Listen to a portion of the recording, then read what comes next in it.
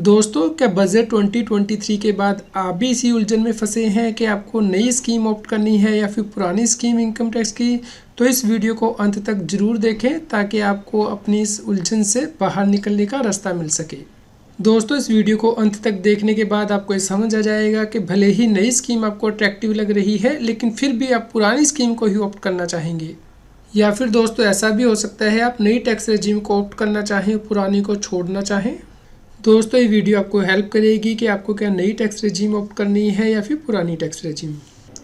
दोस्तों, CS Satbir Singh YouTube channel पे मैं आपका स्वागत करता हूं। इससे पहले कि आप इनकम टैक्स की कैलकुलेशन में खो जाएं, यदि अभी तक आपने CS Satbir Singh channel subscribe नहीं किया है तो जल्दी से सब्सक्राइब कर लीजिए। नोटिफिकेशन बेल भी प्रेस कर दीजिए ताकि आपको रेगुलर इनकम टैक्स के अपडेट मिलते रहें।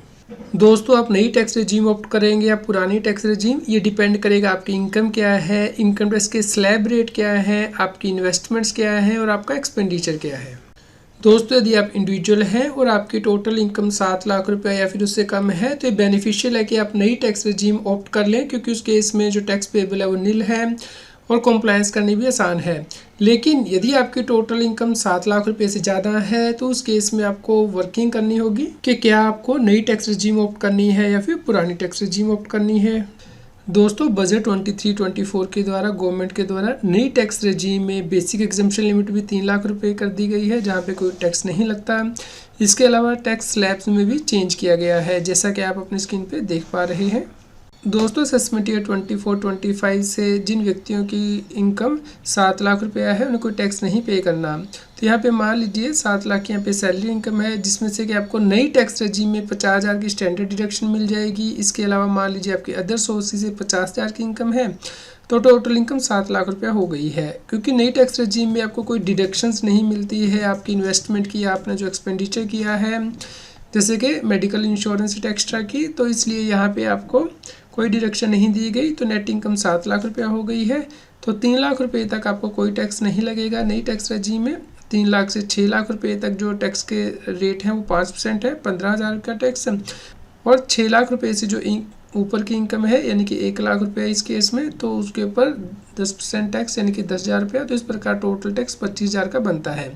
लेकिन ये टैक्स भी आपको नहीं पे करना है, क्योंकि गवर्नमेंट ने इनकम टैक्स की जो रिबेट है उसमें भी नई वर्डिंग डाल दी है कि जो व्यक्ति नई टैक्स रेजिम को ऑप्ट करेगा उसकी इनकम यदि 7 लाख रुपए या उससे कम रहती है तो उसे 100% टैक्स रिबेट मिल जाएगी। तो दोस्तों, जैसे आप यहाँ पे देख पा रहे हैं कि जो रिबेट है अंडर सेक्शन 87A वो यहाँ पे आ जाएगी और टैक्स पेबल 0 हो जाएगा। लेकिन यहाँ पे आपको ध्यान रखना है कि यदि आपकी टोटल इनकम 7 लाख रुपए से कम है और आप नई टैक्स रेजिम ऑप्ट कर रहे हैं तो आपको इनकम टैक्स की रिटर्न फाइल करना मैंडेटरी है। आप ये ना समझे कि टैक्स नहीं पे करना तो इसका मतलब है कि रिटर्न भी नहीं फाइल करनी। दोस्तों, क्योंकि आपकी जो एग्जम्पशन लिमिट है 3 लाख रुपया ही है, इसलिए 3 लाख से ऊपर की आपकी जितने भी इनकम है उसके लिए आपको ITR फाइल करनी मैंडेटरी है। आप इस बात का ध्यान रखें। दोस्तों, अब समझ लेते हैं कि यदि आपकी इनकम 7 लाख से ज़्यादा है लेकिन 15 लाख रुपए तक है तो उस केस में टैक्स की लायबिलिटी कैसे कैलकुलेट करनी है। दोस्तों, यदि 15 लाख से ज़्यादा की आपकी इनकम होगी तो नई टैक्स रेजिम और पुरानी टैक्स रेजिम में टैक्स रेट सेम है, यानी कि 30% है। इसलिए हम 15 लाख रुपए तक की इनकम पे टैक्स कैलकुलेशन समझेंगे। दोस्तों, मान लीजिए व्यक्ति की एज बिलो 60 ईयर्स है, तो उस केस में हम टैक्स की कैलकुलेशन समझेंगे यदि वो नई टैक्स रेजिम को ऑप्ट करता है या फिर पुरानी टैक्स रेजिम को ऑप्ट करता है। यहाँ पे हमने कंडीशन ये ली है कि उसने हाउस प्रॉपर्टी के अंतर्गत प्रॉपर्टी के ऊपर लोन भी लिया हुआ है और उसकी इंटरेस्ट की वो डिडक्शन क्लेम करता है पुरानी स्कीम में। तो दोस्तों, यदि उसकी इनकम 15 लाख रुपए है तो 50,000 रुपये की स्टैंडर्ड डिडक्शन उससे दोनों स्कीम के अंतर्गत मिल जाएगी, भले ही वो पुरानी स्कीम ऑप्ट करे या फिर नई स्कीम। लेकिन यहाँ पे जो होम लोन की इंटरेस्ट की डिडक्शन है वो तभी मिलेगी यदि वो पुरानी स्कीम ऑप्ट करेगा। इसके अलावा मान लीजिए उसने इन्वेस्टमेंट की हुई है, जैसे कि LIC में, PPF में, या फिर उसने पेंशन फंड में कंट्रीब्यूशन किया हुआ है, तो उसे पुरानी स्कीम के अंतर्गत डिडक्शन मिल जाती है जबकि नई में नहीं मिलती है। इसी प्रकार यदि उसने हेल्थ इंश्योरेंस प्रीमियम पे एक्सपेंडिचर किया है तो पुरानी स्कीम में उसे डिडक्शन मिल जाती है जबकि नई में नहीं मिलती है।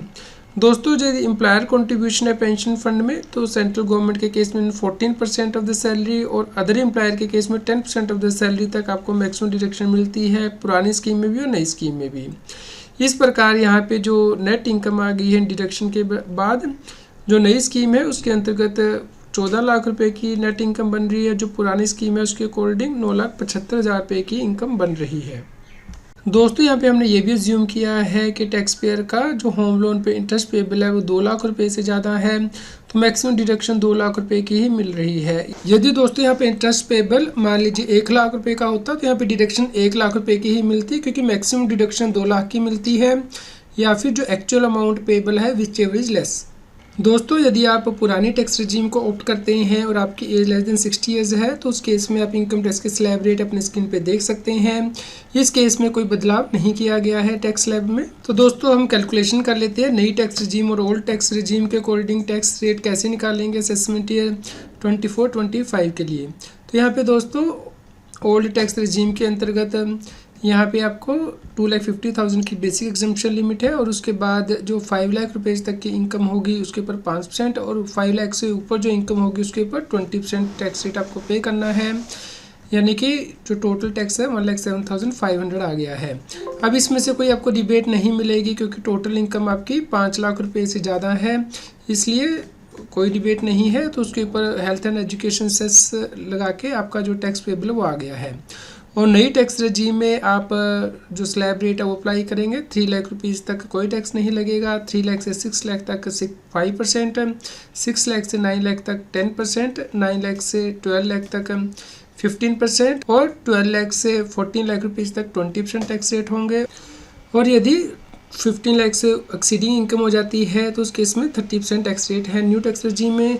तो दोस्तों आप यहाँ पे देख सकते हैं कि जो नई टैक्स रजीम है वहाँ पे टैक्स आ रहा है 1,35,200, और जो ओल्ड टैक्स रजीम है उसमें 1,11,800। तो दोस्तों यहाँ पे टैक्स पेयर को पुरानी टैक्स रजीम को ऑप्ट करना चाहिए, क्योंकि ऐसा करने से वो टैक्स की सेविंग कर रहा है यहाँ पे 23,400 रुपीज़ की। तो यहाँ पे जो उसने इन्वेस्टमेंट की है, एक्सपेंडिचर किया है, जैसे कि LIC में, पेंशन फंड में, हेल्थ इंश्योरेंस प्रीमियम में, उसकी वजह से उसका ये टैक्स सेव हो रहा है। तो इसी प्रकार आपको टैक्स की कैलकुलेशन करनी है। यदि आपकी इनकम 7 लाख से एक्सीड हो जाती है कि आप कितना टैक्स बचाएंगे यदि आप नई स्कीम ऑप्ट करेंगे या फिर पुरानी स्कीम ऑप्ट करेंगे।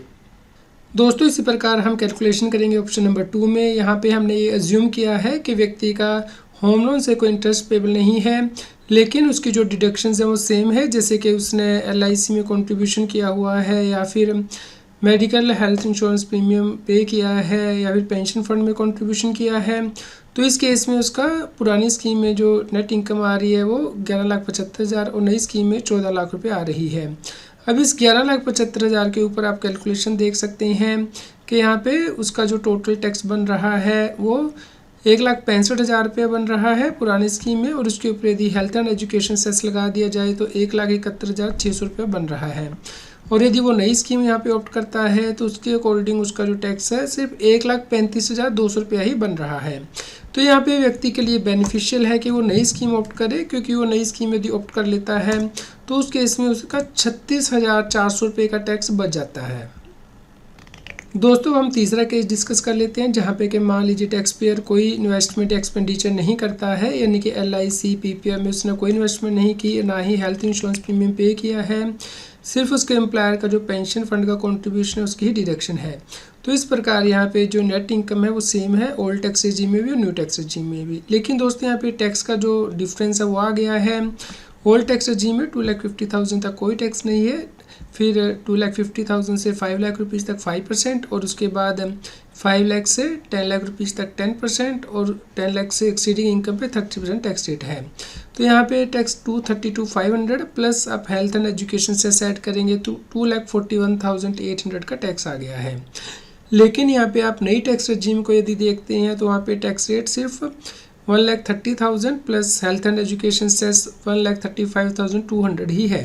तो इस प्रकार यहाँ पे भी बेनिफिशियल है कि टैक्स पेयर नई स्कीम को ऑप्ट करे, क्योंकि ऐसा करने से उसे 1,06,600 रुपये का बेनिफिट हो रहा है।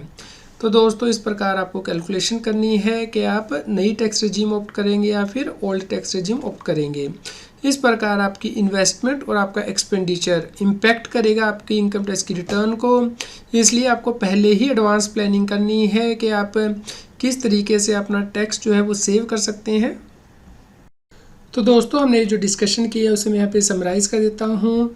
यहाँ पे दोस्तों आपको पुरानी टैक्स रजीम के अंतर्गत यदि बेनिफिट लेना है तो यहाँ पे देखिए व्यक्ति ने होम लोन का जो इंटरेस्ट पेबल है उसकी डिडक्शन मिली है, जिसकी वजह से कि उसका जो टैक्स है नई टैक्स रजीम में वो कम आ रहा है ऑप्शन नंबर 1 के अंतर्गत। जबकि option number 2 and option number 3 के अंतर्गत जो उसका टैक्स है वो ज़्यादा आ रहा है। ऑप्शन नंबर 1 के अंतर्गत टैक्स कम है क्योंकि उसने होम लोन की जो इंटरेस्ट डिडक्शन क्लेम की थी, अदरवाइज जो पुरानी टैक्स रजीम है उसमें टैक्स ज़्यादा आ रहा है और नई में कम है। तो दोस्तों इस प्रकार आपको कैलकुलेशन करनी है और ये डिसाइड करना है कि क्या आप नई टैक्स रजीम में जाएंगे या पुरानी टैक्स रजीम में। दोस्तों आपको नई टैक्स रजीम ऑटोमेटिकली बाय डिफ़ॉल्ट मिलेगी। यदि आप नई टैक्स रजीम को ऑप्ट नहीं करना चाहते हैं तो उस केस में देखा जाएगा कि यदि आप बिजनेस एंड प्रोफेशन करते हैं तो जो इनकम टैक्स रिटर्न को फाइल करने की ड्यू डेट होगी उससे पहले आपको ये ऑप्शन एक्सरसाइज करनी होगी। आप पुरानी टैक्स रजीम में जाना चाहते हैं तो उस केस में आप उसे ऑप्ट कर सकते हैं, और यदि आप एक बार ऑप्ट कर लेते हैं तो उस केस में आप नई टैक्स रजीम में ऑप्ट नहीं कर सकते हैं।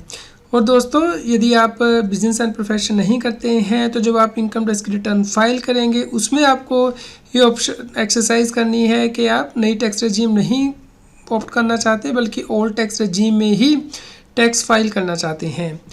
दोस्तों जो व्यक्ति बिजनेस एंड प्रोफेशन नहीं कर रहा है क्या वो हर साल अपनी इस ऑप्शन को शिफ्ट कर सकता है, यानी कि एक साल में वो नई स्कीम के अकॉर्डिंग टैक्स पे करना चाहता है और अगले ही साल वो स्कीम को ऑप्ट आउट करना चाहता है और पुरानी स्कीम के अकॉर्डिंग टैक्स पे करना चाहता है। जी हाँ दोस्तों, आप ऐसा कर सकते हैं। दोस्तों आज की डेट में तो आपको यदि नई स्कीम ऑप्ट करनी होती है तो आपको फॉर्म नंबर 10IE फाइल करना होता है। यदि आप बिजनेस एंड प्रोफेशन कर रहे हैं तो इस केस में फॉर्म फाइल किया जाता है, लेकिन असेसमेंट ईयर 24-25 ऑनवर्ड्स यदि आप पुरानी स्कीम को एक्सरसाइज करना चाहते हैं, बिजनेस एंड प्रोफेशन कर रहे हैं, तो आपको इसी प्रकार का फॉर्म फाइल करना होगा इनकम टैक्स की वेबसाइट पे इनकम टैक्स रिटर्न को फाइल करने की ड्यू डेट से पहले। तो दोस्तों फॉर्म कौन सा होगा, इसके लिए गवर्नमेंट के द्वारा नोटिफाई किया जाएगा, यानी कि इनकम टैक्स डिपार्टमेंट CBDT के द्वारा। तो जैसे ये फॉर्म नोटिफाई किया जाएगा हम आपको इन्फॉर्म करेंगे।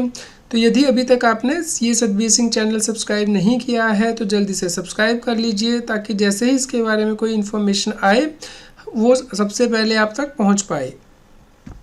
दोस्तों यहाँ पे आपको ध्यान रखना है कि यदि आप बिजनेस एंड प्रोफेशन कर रहे हैं तो इनकम टैक्स रिटर्न को फाइल करने की ड्यू डेट से पहले आपको इनकम टैक्स की वेबसाइट पे ऑप्शन एक्सरसाइज करनी है कि आप पुरानी स्कीम के अंतर्गत टैक्स पे करना चाहते हैं। तो यदि आपका टैक्स ऑडिट नहीं होता है तो उस केस में 31 जुलाई तक आपको ऑप्शन एक्सरसाइज करनी होती है फाइनेंशियल ईयर के ख़त्म होने के बाद। और यदि आपका टैक्स ऑडिट होता है तो उस केस में 31 अक्टूबर से पहले आपको ये ऑप्शन एक्सरसाइज करनी होती है इनकम टैक्स के पोर्टल पे। तो यदि आप ये ऑप्शन एक्सरसाइज नहीं करेंगे और बिलेटर रिटर्न फाइल करेंगे यानी कि ड्यू डेट के बाद, तो उस केस में आप पुरानी स्कीम के अंतर्गत टैक्स फाइल नहीं कर पाएंगे यदि आप बिजनेस एंड प्रोफेशन कर रहे हैं। इसलिए आप इस बात का खास ध्यान रखें कि असेसमेंट ईयर 24-25 से इनकम टैक्स एक्ट की जो प्रोविज़न है वो चेंज हो गई हैं। दोस्तों यदि आपका कोई क्वेश्चन हो ओल्ड टैक्स रजीम या फिर न्यू टैक्स रजीम से रिलेटेड तो आप हमें इस वीडियो में नीचे कमेंट करके ज़रूर बताएं। उम्मीद करते हैं दोस्तों आपके लिए यह न्यूज़ यूज़फुल रही होगी। कृपया लाइक करें और शेयर करें ताकि सभी लोगों तक ये जानकारी पहुँच पाए और वो इनकम टैक्स की कॉम्प्लायंस कर पाएँ। रेगुलर GST और टैक्स अपडेट के लिए इस चैनल को सब्सक्राइब करें। फ्रेंड्स, आप TDS, इनकम टैक्स, GST और अकाउंटिंग सॉफ्टवेयर ऑडिट ट्रेल के साथ कॉम्प्लायंस आसानी से कर सकते हैं। इन सॉफ्टवेयर के डेमो देखने के लिए आप हमें मोबाइल नंबर के साथ ईमेल कर दीजिए taxil@gmail.com पर। आप हमें Telegram app CA Satbir Singh Taxil पर ज्वाइन कर सकते हैं ताकि आप GST और इनकम टैक्स के रेगुलर अपडेट अपने मोबाइल पर ही प्राप्त कर सकें।